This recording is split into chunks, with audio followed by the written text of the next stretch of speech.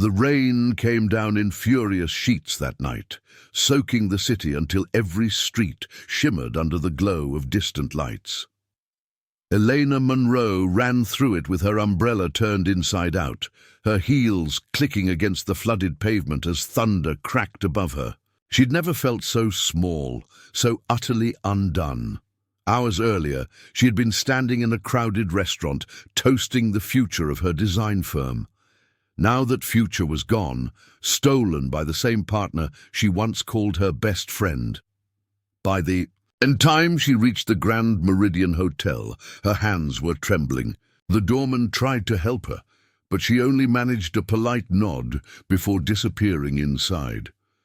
The marble lobby glowed with soft gold light, elegant and indifferent to her chaos. She checked in without thinking, her thoughts running on fragments: betrayal, disbelief, exhaustion. The clerk handed her a key card, and she took it like someone accepting a sentence she didn't understand. The elevator ride felt endless. When the doors opened on the 12th floor, she stepped into a hallway lined with mirrors that reflected her ghostly image, mascara smudged, hair damp, shoulders trembling. She found her room number, or what she thought was hers, and pressed the card against the lock. The light blinked green. Relief flooded her chest. Inside, the world was different. Warm light spilled across polished floors. A fireplace crackled softly in the corner, and rose petals, real ones, trailed across the floor like a path meant for someone else. A silver bucket waited on the table, condensation sliding down the neck of a champagne bottle, 2 crystal flutes beside it.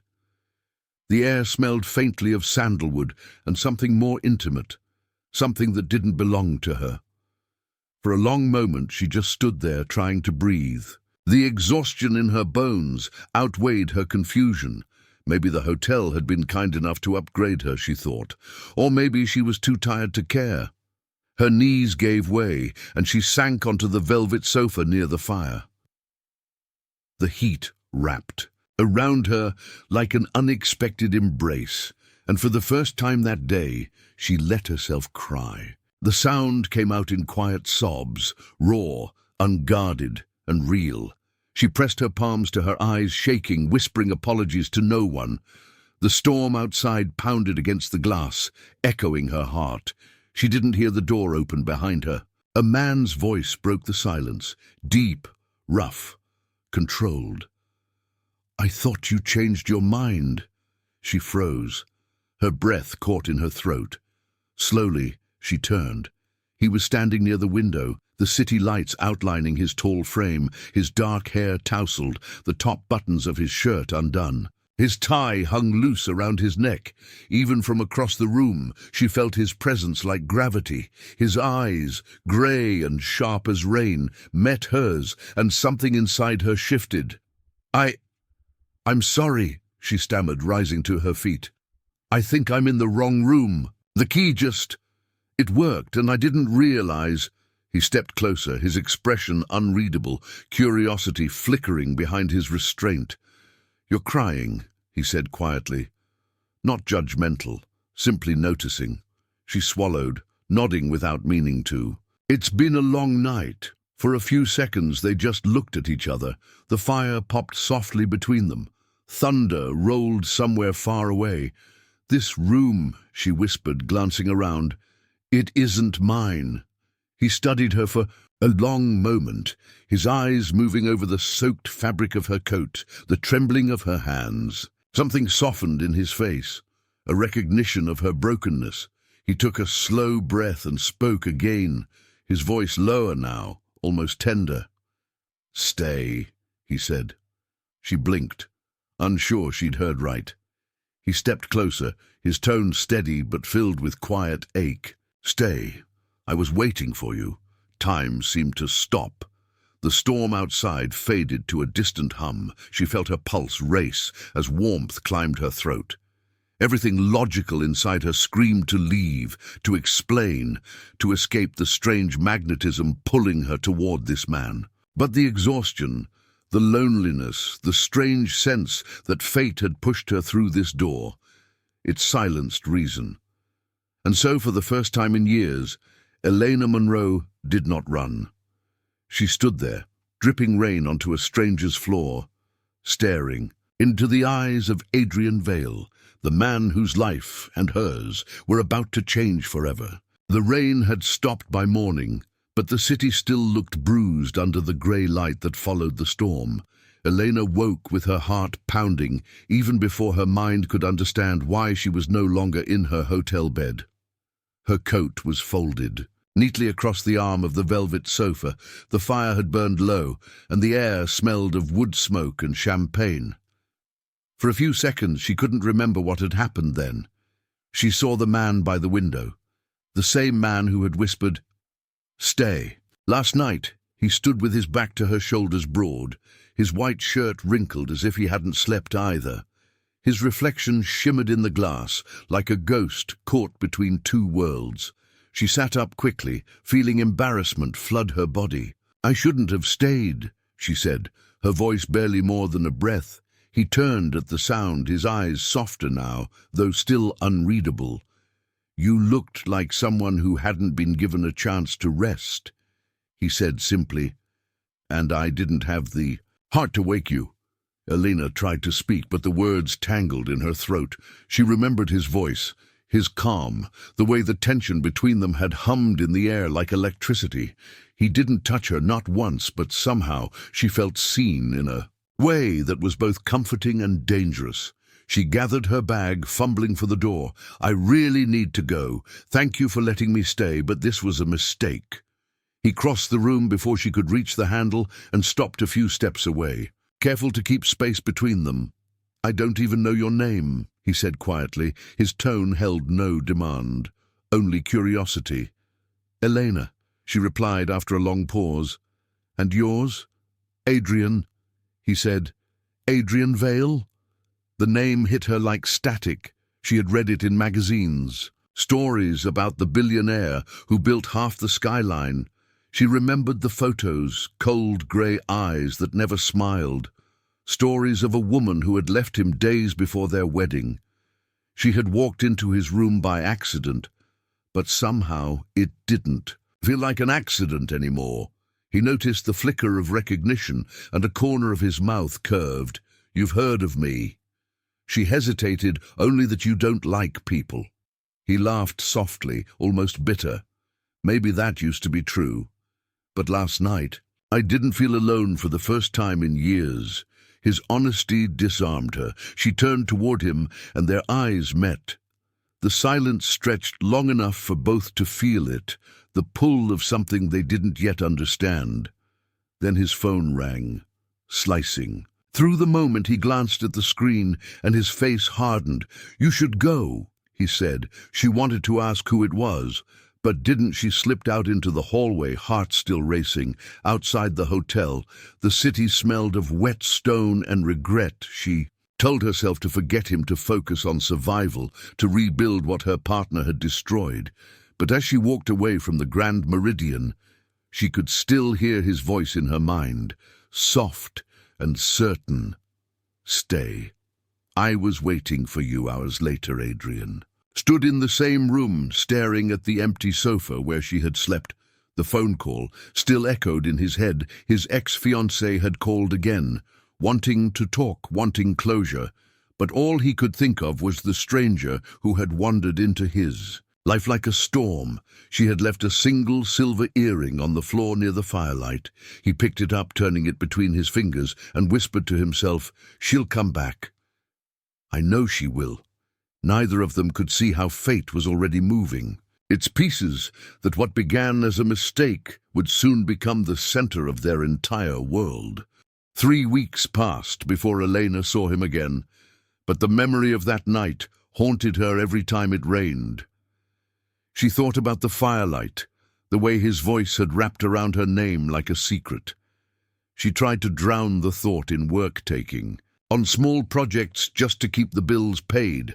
Her former clients had abandoned her after the scandal. Her old office was locked and emptied, but she refused to give up. She drew designs late into the night, her hands shaking from too much coffee and too little hope on the morning. Everything changed. She was walking through the lobby of the Art District building, carrying a portfolio, when she heard a voice she hadn't forgotten. Adrian Vale was standing near the elevators, speaking to a group of investors. His presence filled the space like gravity, the same grey eyes, the same calm authority that both frightened and fascinated her. She tried to pass unnoticed, but his gaze found her instantly. He ended the conversation mid-sentence and crossed the marble floor toward her, each step deliberate, his expression unreadable. "You left your earring," he said quietly, holding out a small silver piece between his fingers. She froze, not knowing whether to take it or run. "Thank you," she managed. He smiled faintly. "I was right, you did come back. I didn't come back for you," she said quickly, her cheeks flushing. "Then why are you here?" he asked, his voice low, steady. "I have a meeting." She lied, but his eyes said he didn't believe her. The elevator. Doors opened and he stepped inside, motioning for her to follow against her better judgment. She did. The doors closed, and the hum of the machinery filled the silence. He stood beside her close enough that she could feel his warmth without touching. "You shouldn't be afraid of me, Elena," he said softly. "I'm not afraid of you," she whispered. "I'm afraid of what happens when I'm near you." He looked at her, then really looked at her, and something in his gaze softened like a storm breaking. "Apart, I think that's the first honest thing anyone said to me in years." The elevator stopped on the top floor. The doors slid open, revealing a rooftop terrace drenched in light. The skyline stretched before them, glass towers gleaming against the fading clouds. He led her outside. The air smelled of rain and metal. "This is my newest project," he said, but the tone of his voice carried something deeper than business. "It's supposed to be a community space, gardens, art studios, homes for people who can't afford the city anymore." Her surprise showed he wasn't the man the papers described. He talked about rebuilding, not destroying. For a long moment, they stood in silence, the wind tugging at her hair. Then he turned to her and said, "I don't think what happened that night was an accident." She shook her head. "Fate doesn't work like that, Adrian." His answer came so quietly it was almost lost to the wind. "Maybe it does." When she looked at him again, the world seemed to shift, something unspoken pulsed between them. The city stretched endless and alive below, but all she could hear was her heartbeat. She took the earring from his hand. Their fingers brushed, and a spark shot through her skin. He leaned closer, not to kiss her, but to whisper, something that made her knees weaken. "We are not done, Elena." Not yet. That night, back in her apartment, she told herself to forget him. But when she opened her sketchbook, she found herself drawing the rooftop, the way the light had caught his face, the way his voice had sounded when he said her name. She didn't know that his team had already found her work online, that by morning she would receive a call offering a position on his project, and she didn't know that accepting it would drag her into a world where love and danger would walk hand in hand, where every secret she kept would have a price, and where Adrian Vale would become both her salvation and her undoing. The first time Elena stepped into Adrian Vale's headquarters, she felt like she had walked into another universe. Marble floors gleamed under soft lights, and glass walls reflected the city skyline from every direction. It was a kingdom of power and silence, and she was an intruder, carrying nothing but talent and fear. The receptionist led her to a conference room where a model of a future city stood gleaming under spotlights, and at the far end of the table, Adrian was waiting. He didn't smile when she entered. He only studied her the way a sculptor studies unfinished stone. Then he said, "I told you we were not done." She tried to steady her voice. "You want me to design for you after everything that happened?" He nodded. "Yes, because I want someone who sees beauty in broken places. You're the only one who looked at me that night and didn't see a monster." His words hung between them, heavy and disarming. She had come prepared to say no, but something in his tone made her pause. As the days turned into weeks, they began to work together side by side, late nights surrounded by sketches and glowing screens. Their arguments filled the office with heat. She challenged his ideas. He challenged her patience. Every battle left them closer. Every silence between them heavier than any word could carry. But behind the creative tension, another layer of mystery began to unfold. She noticed how often he stared at a file on his desk that bore no label, how his voice changed whenever his assistant mentioned a woman named Lydia one evening when he thought she had left. Elena walked past his office and heard him speaking in a low, tense voice over the phone. "Stop digging into her past," he said. "I'll handle it myself." His tone was sharp, cold, dangerous. The next morning he acted as though nothing had happened. He handed her a new set of designs and asked for her opinion, pretending not to notice her questioning look. She realized then that Adrian Vale was hiding something darker than heartbreak. One night, as they reviewed blueprints, a sudden storm hit the city. Lightning flashed through the glass walls, and for a moment his face was illuminated, pale and haunted. He leaned back in his chair and said, "I lost someone once. She trusted the wrong people, and it cost her everything." Elena felt her chest tighten. She wanted to ask if he meant Lydia, but didn't. He met her eyes across the table, and for the first time there was no armor in his gaze, only pain. After he left, she lingered in the office, her curiosity stronger than her fear. She walked to his desk, drawn to the unmarked file she had seen before.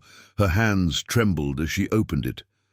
Inside were photographs of unfinished buildings, of accident sites, of a newspaper headline that read, "Tragedy at Vale Development.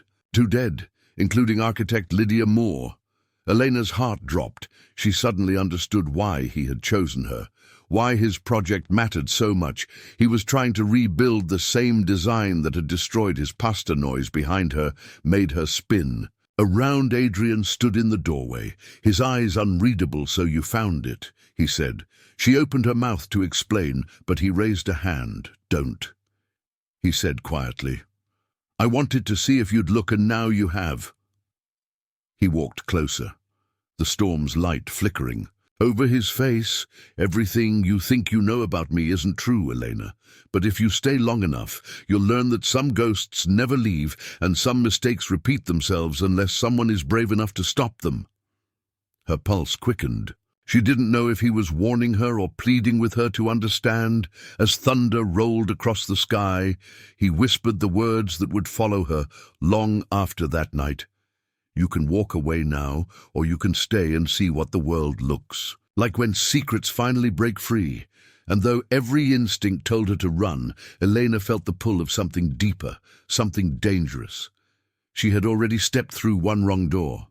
She didn't know yet that this time the door would close behind her forever. The next morning, the city woke to headlines about a scandal in the Vale Corporation, rumors of missing funds, an unfinished project, and a secret investor spreading like wildfire. Elena arrived at the office to find chaos, assistants whispering, guards at the elevators, and cameras waiting outside Adrian's office door remained shut, the blinds drawn. No one knew what was happening. She could feel the tension in the air, thick and suffocating, when he finally appeared. Hours later, he looked different. The calm billionaire was gone. His tie was missing, his sleeves rolled up, his eyes burning with exhaustion. He called her into the boardroom where blueprints and legal papers covered the table. "The media thinks I stole money from my own company," he said, voice steady but cold. "Someone planted false invoices through our project accounts, and they used your designs as proof." Her breath caught my. "What they're claiming. Your plans were used to cover the transfer of funds into shell companies," he said. "You're the perfect scapegoat because you're new, and no one would suspect me if I blamed you." She stared at him, shocked and speechless. "Are you blaming me, Adrian?" "No," he said quietly. "I'm protecting you, but you have to trust me." That night, she couldn't sleep. His words kept echoing in her head. The next day, her phone buzzed with an unknown number. A voice whispered, "Meet me at Pier 9 midnight, if you want the truth." She hesitated, then went anyway. The pier was cold and silent waves. Breaking against the dark water, a man in a grey coat stepped from the shadows. He handed her a flash drive. "This has everything you need to know about Vale Corporation," he said. "They used your work to hide money for projects that don't exist before." She could ask. More headlights cut through the fog, and the man vanished into the darkness, leaving her alone. With the flash drive back in her apartment, she plugged it into her laptop, the screen filled with documents, bank transfers, and one name. Repeated over and over, Lydia Moore. She remembered the file on Adrian's desk, the woman he had lost, the tragedy that had destroyed him. But what if it hadn't been an accident? What if it had been part of the same conspiracy? Her hands trembled. As she read further, there were photos of the collapsed building, police reports signed by Lydia, and at the bottom, a signature, Adrian Vale. The doorbell rang, sharp and sudden. She jumped and slammed the laptop shut through the peephole. She saw him, standing there, soaked from the rain, his expression unreadable. "Open the door." Elena, his voice low, steady. She opened it slowly. He stepped inside, water dripping from his coat. "We need to talk now." She tried to sound calm. "Did you know about this?" "About Lydia, about the missing money." He didn't answer right away, then said only, "I thought I did." Her anger boiled. "You lied to me." She said, "You made me part of something dangerous. You're using me." "No," he said, his voice breaking. "I was trying to protect you from the same people who killed her." She froze. The words hit like thunder. "Killed her? What are you saying?" "It wasn't an accident." He said. "It was a warning. Someone wanted her gone because she discovered where the money was going. She tried to expose them, but she never got the chance now. They're coming for anyone who gets too close, including you." She backed away, shaking. "Why me?" "Because you're the only one who can finish what she started," he said. "You're the only one who can prove what really happened." His eyes softened. For the first time that night he reached out, taking her trembling hands. "I shouldn't have let you walk into my life that night, but fate doesn't make mistakes, Elena. You were never supposed to find me yet. Here you are." The lights flickered, thunder rolled, and for a moment she saw fear in his eyes, real fear, the kind that came from truth, not guilt. He whispered, "Stay close to me. Don't trust anyone, not even those who say they work for me by the time." She looked back at the laptop. The files were gone, erased completely. Someone had already been there watching them. And as the sirens began to echo through the streets below, Elena realized she wasn't standing beside a villain at all. She was standing beside a man fighting ghosts powerful enough to destroy them both. The night stretched long and silent after the sirens faded. Adrian paced the apartment, his shirt clinging to his skin, his eyes cold with calculation, while Eleanor sat on the edge of the couch, clutching the flash drive that no longer held any files. It was gone, wiped clean, as if it had never existed. He stopped in front of her and said, "They're already inside the system. Whoever's behind this knows every move we make." She looked up at him, terrified. "What are we supposed to do?" He met her eyes and said, "We fight." But on my terms. The next morning, he took her to a place outside the city, an old villa overlooking the cliffs. The walls were lined with monitors, security feeds, and blueprints. It looked more like a fortress than a home. "This is my safe house," he said. "The only place I trust." She followed him inside every step, echoing with unease. He showed her the screens, files, and photos pinned on the walls. Lydia Moore's face appeared again alongside names and symbols she didn't recognize. "These are the investors who funded her project." He explained, "The same ones behind ours. They don't build, they erase." She felt the weight of it all crushing her chest. "You've been tracking them for years, haven't you?" He nodded. "Since the night Lydia died. She wasn't just my fiancée, she was my partner. She found out their money came from offshore accounts, hidden through charity fronts. She was going to expose them. They made it look like a design flaw, but it was sabotage. And you think they'll do it again?" she asked. "They already have," he said quietly. "One of our current projects collapsed last week in Dubai, and the same signatures appear on every document." The room went still. The storm outside returned, lightning cutting through the windows. "You're telling me we're next," she whispered. He nodded. "Which is why you need to disappear for a while." She stood shaking her head. "I'm not running, Adrian. I'm not like the woman who left you."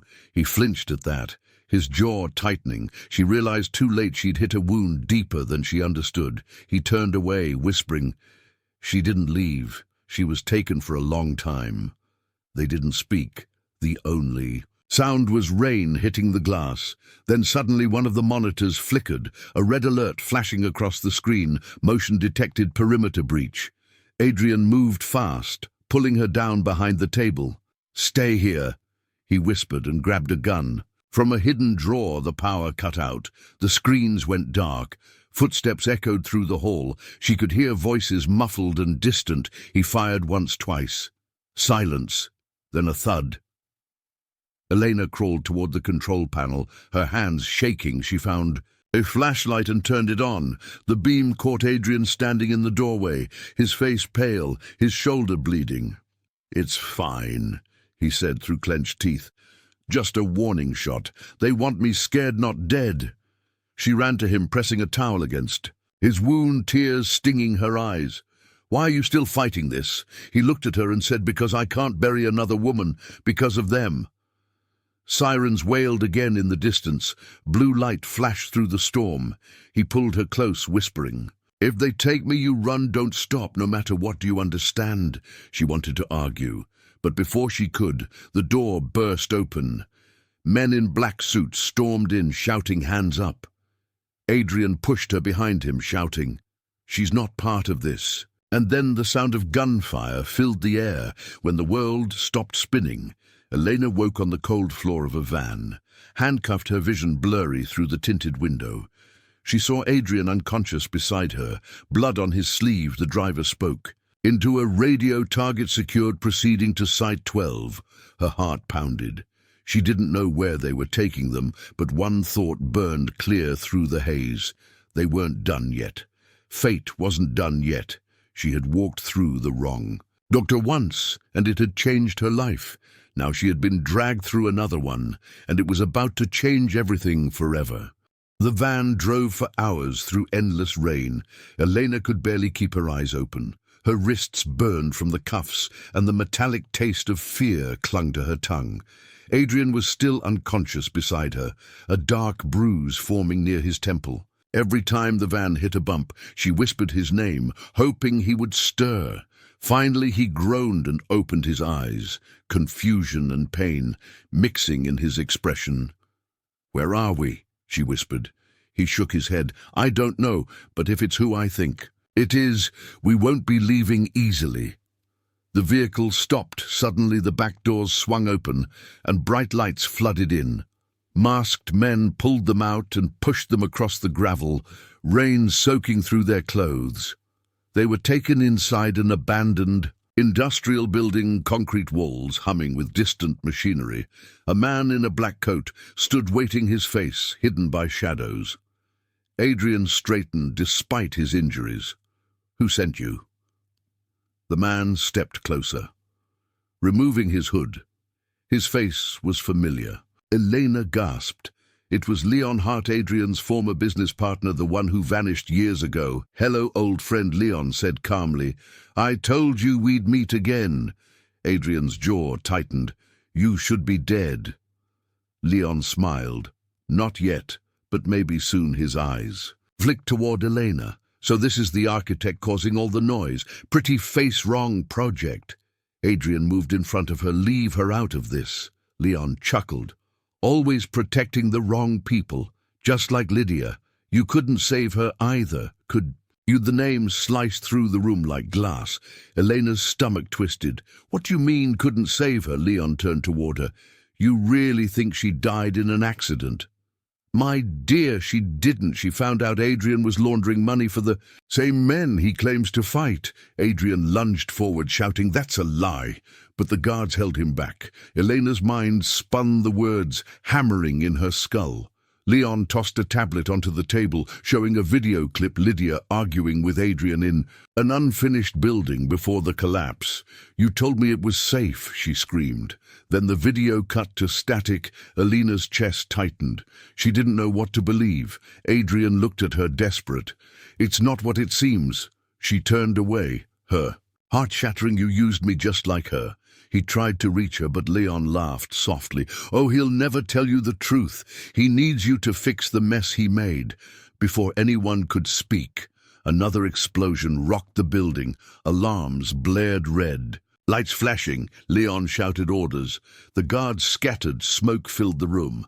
Adrian grabbed Elena's hand, pulling her toward a side door.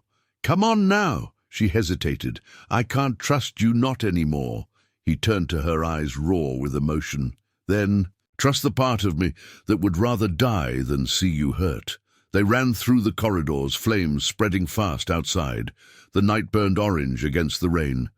Adrian pushed her into a car and drove through the chaos, gunfire echoing behind. Then when they finally reached the highway, Elena pressed herself against the window, trembling. The silence between them was unbearable. Finally, she said, "Tell me the truth. Adrian who really killed her." He kept his eyes on the road, jaw clenched. Then whispered, "I don't know, but I'm going to find out before they kill us both." They drove until dawn, the sun breaking weakly over the horizon. He pulled into an empty rest stop, his hands shaking. She watched him bandage his arm in silence, then asked, "Why did you risk your life for me if I'm just another mistake?" He looked up, meeting her gaze. "Because you're not a mistake. You're the one thing that still feels real." Before she could answer, a sound cut through the morning. Quiet, a car approaching. Fast black-tinted windows. Adrian's expression hardened. "Get down," he said, as bullets shattered the windshield. Glass exploded across the seat. And the last thing Elena saw before everything went black was Adrian throwing himself over her, shouting. Her name, as the world disappeared into darkness. The world returned in pieces first, the sound of rain, then the distant hum of an engine, then pain, sharp and heavy, pressing behind her eyes. Elena opened them slowly. The car was gone, replaced by a small, dim room with peeling walls and one flickering bulb. She was lying on a cot, wrists bandaged. Someone had cleaned the cuts. She tried to sit up, but the dizziness hit her hard. A door creaked open and Adrian stepped inside, his face pale, his shirt torn. "Streaks of blood on his collar," she whispered. "Where are we safe for now?" He said, his voice low but not steady. She looked around, confusion and anger fighting inside her. "Safe looks different than this." He gave a hollow laugh. "It's the only kind of safe left for people like us." She pushed herself to her feet, her body trembling. "You still haven't told me what happened. Who's trying to kill us?" He hesitated, running a hand through his hair. "The truth won't make you feel better, Elena. But it's all I have." She crossed her arms. "Then tell me everything." He leaned against the wall, eyes dark with exhaustion. "Years ago, I was part of a group of investors. We built cities, hospitals, communities, but some of them weren't what they seemed they were. Using our projects to move money, weapons, even people. When I found out, I tried to stop it. Lydia found out too. She was smarter, faster. She gathered proof, but they discovered her before she could expose them. I thought I could save her. I failed." Elena's voice shook. "So you took her project and rebuilt it to clear your name?" He nodded. "Yes, but it became more than that. I wanted to rebuild her dream, finish what she started, but the same people who silenced her are after me now, and when you came into my life, they saw a new way to destroy me." She swallowed hard. "Why me? Because you were clean. They couldn't trace anything back to you until now." A sound interrupted him. Footsteps above them. Adrian moved quickly, turning off the light. "We have to move," he whispered. They slipped out a back door into the rain. The alley smelled of smoke and oil. He led her through narrow streets toward an old train yard where an abandoned cabin stood between rusted cars. They stepped inside, breathless. He pulled a small device from his pocket, pressing a button. A faint buzz filled the air signal jammer. He said, "They can't track us here." The tension between them thickened. She sat on a crate, hugging her knees. What if Leon was right? What if you're not who I think you are? He crouched in front of her, his voice breaking. I don't blame you for doubting me, but you have to decide fast. Either we run together or we die apart. Thunder cracked outside, and she saw something in his eyes. Not power, not arrogance, but fear and love twisted together. She reached for his hand, trembling.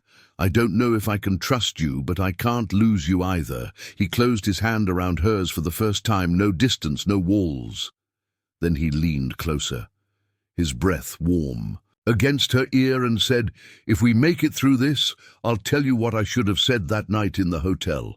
But before he could finish, headlights flared through the cracks in the door. Engines roared. Someone had found them. Adrian grabbed a gun from his jacket and pulled her behind a crate. Stay quiet, he whispered. Figures moved outside, shadows crossing the broken windows. The door burst open.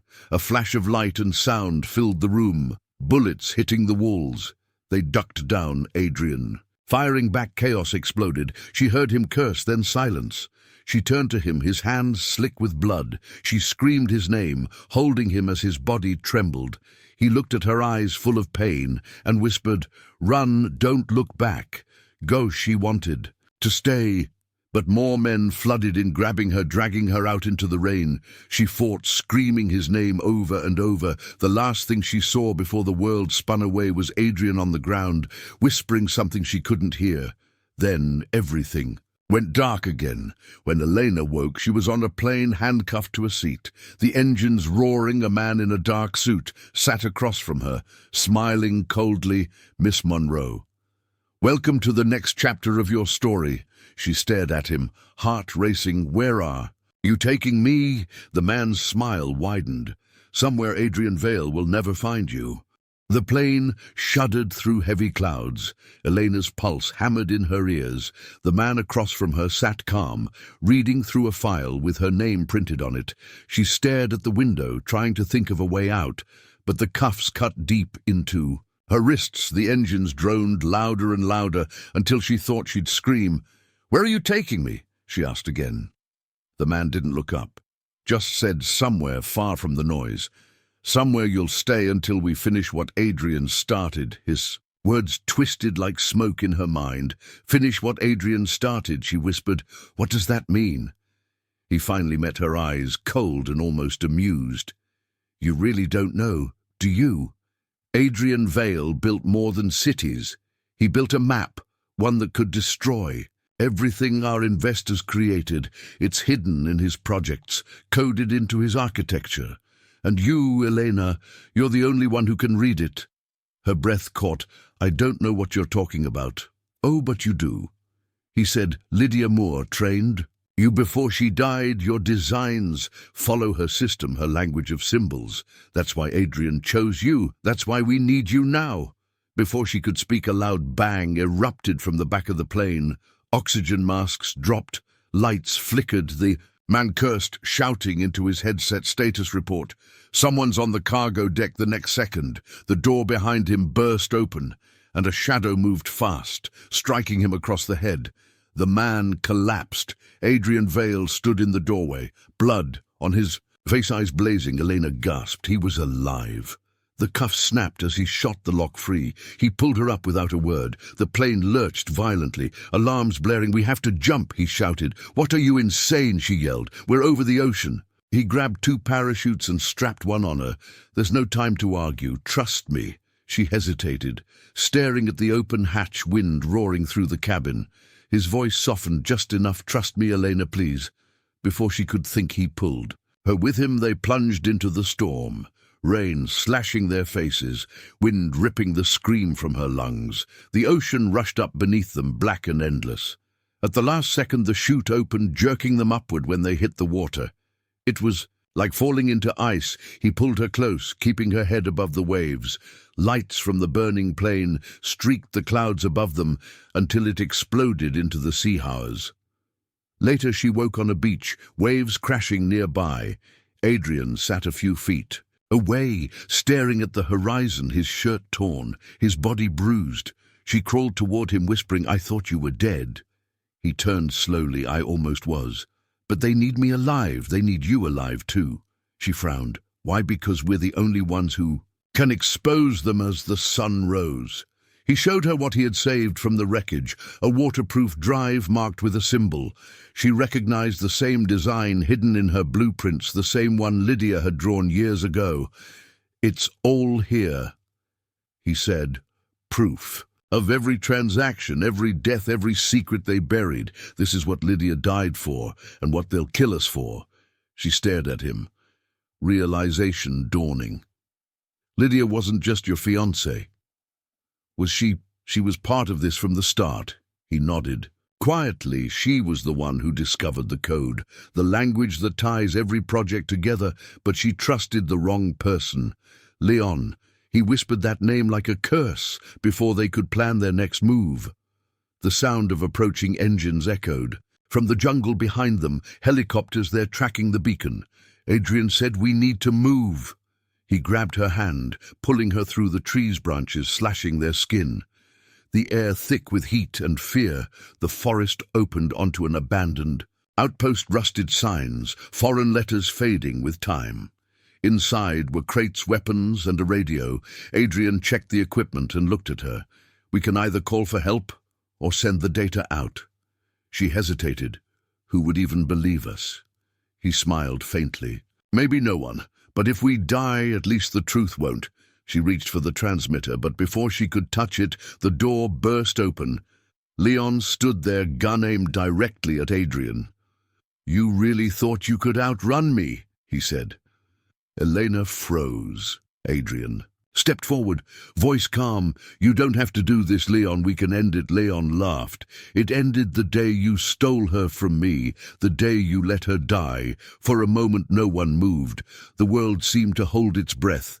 Then the gun fired once, the sound tearing through the air. Elena screamed as Adrian stumbled backward, blood spreading across his shirt. He fell to his knees, eyes wide. She caught him as he fell. His voice barely a whisper. "Finish it, Elena. Don't let her death mean nothing." Then his eyes closed as the jungle roared with the sound of another approaching helicopter, and Elena knew she had only one choice: left, run, or fight. The jungle was alive with fire and noise.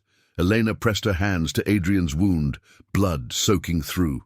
Her fingers, his breathing, shallow eyes, fluttering open for a second before rolling back. "Stay with me," she whispered. "Stay with me." He tried to speak, but only blood came out. She ripped a piece of her shirt and pressed it harder, crying out in frustration. As the helicopters drew closer, the wind from their blades sent leaves swirling through the trees. She knew they would be here in seconds. She couldn't carry him, not like this. She grabbed the drive from his hand, the one with the truth, the evidence, that could burn down everything they had built. Adrian's voice came weak but steady. "Go, Elena, run." She shook her head. "No, I'm not leaving you." He tried to smile, the smallest curve of his mouth. "Yes, you are, because if they take you, it's over. If they take me, it doesn't matter anymore." The soldiers were shouting now, boots crushing through the underbrush. She leaned down, pressed her forehead against his and whispered, "I'll come back for you. I swear." She kissed him once, then turned and ran into the jungle, tears mixing with sweat and rain. She ran until her lungs burned, until she couldn't hear the soldiers anymore. She stumbled through the darkness until she saw a clearing, a rusted communications tower rising from the ground like a skeleton of iron. She climbed it, shaking hands, clutching the drive against her chest. Inside the control room, she found an old transmitter miraculously still working. She connected the drive, her hands trembling as she typed commands. The files began, uploading slowly, too slowly. Then a voice came through the static, female, calm and sharp. "You shouldn't have done that." Elena turned her head and froze. Lydia Moore stood in the doorway, alive. Her heart nearly stopped. "You're dead," she whispered. Lydia smiled. "Not quite. They needed me gone, so I disappeared." She walked closer, her expression unreadable. "I'm not here to hurt you, Elena. I'm here to finish what I started." I didn't fake my death for nothing. The people who tried to kill me are watching. Every move you make, you're the distraction they needed. Elena stepped back, shaking her head. You used me, Lydia. No, I saved you. She said you and Adrian were the only ones who could lead me to the final proof. The one piece they could never find, Elena's. Rage boiled. You lied to him. You let him suffer believing you were dead. Lydia's eyes flickered with something like pain. He would never have stopped looking otherwise. You don't understand what these people are capable of. Before she could finish, the door burst open. Leon entered, his gun, raised his face, pale and furious. So it's true, he said, voice shaking. You're alive. Lydia turned slowly and said, I told you to stay out of this, Leon. You ruined everything. He fired the gun once the shot. Echoing through the tower, Lydia stumbled, clutching her chest, and Felina screamed, grabbing the weapon from the floor and turning it on Leon. He looked at her, eyes wide. This isn't how it was supposed to end, he said. She pulled the trigger once. The recoil jarring her arm, Leon collapsed. Silence returned, broken only by her ragged breathing. She dropped the gun and turned to Lydia, who was barely conscious. Lydia reached for her wrist, whispering, upload it, finish it. Elena pressed the final command. The screen flashed, transmission complete. She knelt beside Lydia, tears running down her face. It's over, she whispered. Lydia smiled weakly. Not yet, tell him I was sorry. Then she went still, her body finally quiet.